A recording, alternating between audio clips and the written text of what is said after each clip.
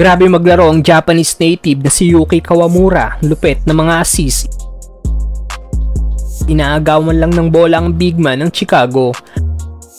Pero bago yan, D'Angelo Russell planong ibit ang 3-point record ulit ng Lakers ngayong season.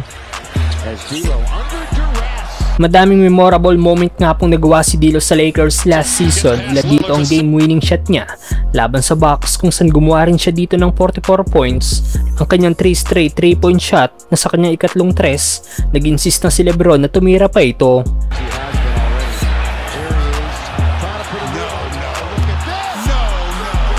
Maraming games sa Lakers na nakagawa ng multiple 3-point shot si D'Lo, kaya naman bago matapos ang season na break nga po nito ang record sa Lakers bilang may pinakamaraming 3-point shot na nagawa sa isang season.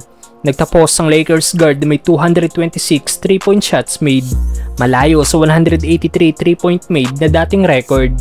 At sa isang interview ni Russell, natanong nga po ito kung plano ba daw nitong ibit ulit ang 3-point record ng Lakers ngayong season. Sagot ni D'Lo ay oo, at excited na daw siyang maglaro ngayong season dahil sa bagong system nila sa kamay ng bago nilang coach na si JJ Redick.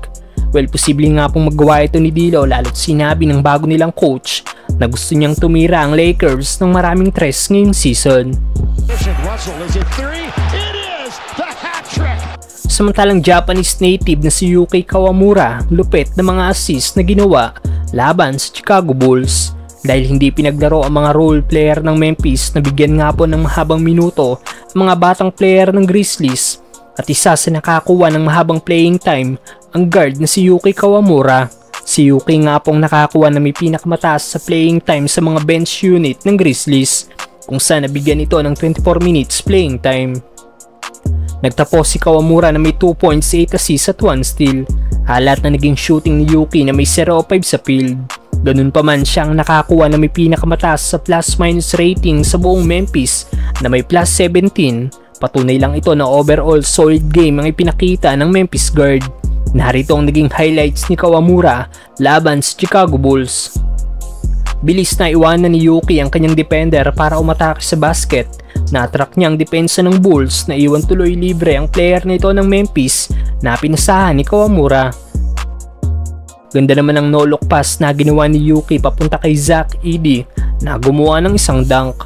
Back-to-back 3-point shot naman ang ginawa ni J-Hop mula sa assist ni Kawamura. Naulit na naman ang play na ginawa ni Yuki dahil sa bilis niya, na-attract niya na naman ang depensa ng Bulls. Naiwan tuloy libre ang kanyang teammate. Grabe naman ang ginawang pasa ni Yuki papunta kay J-Hop na gumawa ng isang dunk. Nag-enjoy ka na, nanalo ka pa, i-click lang ang link na nasa comment section at gamitin ang promo code na PURPLE. Piliin ang sport option para makakuha ng 12,000 bonus. Lupit din ang depensa na ginawa ni Yuki sa big man ng Bulls na naagawan niya pa ng bola. Ano masasabi niyo sa laro ni Yuki Kawamura mga brother?